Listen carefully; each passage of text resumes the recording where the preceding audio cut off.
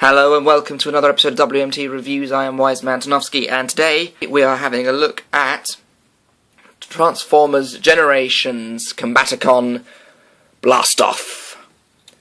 I love this figure. I really do, and I'll get into the reasons why in a moment. Now, Blastoff is the incredibly arrogant member of the Combaticons team, due to the fact that his vehicular mode can achieve spaceflight, unlike so many others, and unlike Vortex and so many Autobots, and he thinks that makes him better than a lot of people. And, you know, fair dues to him. He's mostly used for very extreme recon, from very high altitude, soaring over the battlefield, and then swooping in to strike.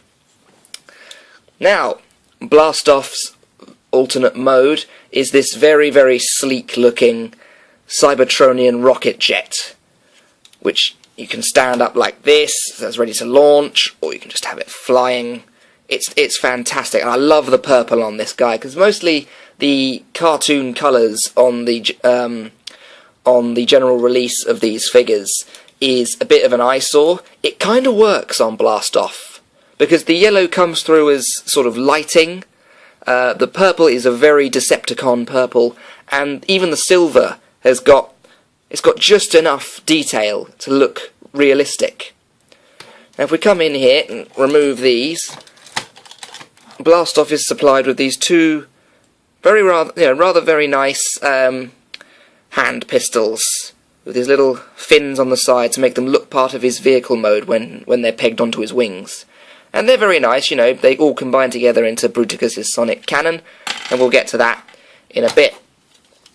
Blastoff's transformation is a bit awkward, and it's a lot of pulling things that sound like they're not supposed to move.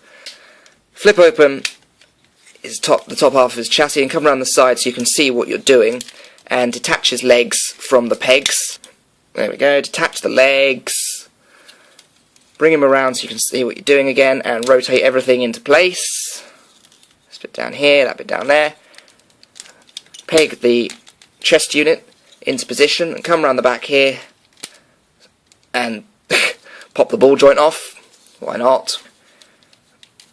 Rotate all of this round, and fold out his arms. And then fold them up like so, to give him less gorilla arms. And here you have Blastoff in his really very nice robot mode. He's got some very sturdy legs there, some highly posable arms, which we'll get to in a minute, and he holds his weapons just right, just the way you want him to. And again, I think the paint on this guy is just perfect. I think it's absolutely brilliant. You know, the light up chest here.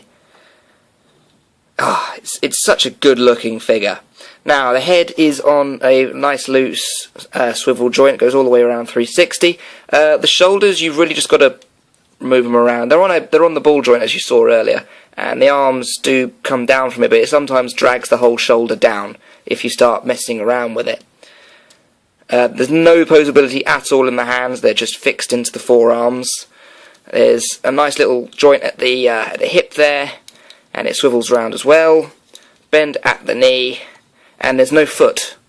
There's no foot at all. There's not just no foot joint, there's just no foot.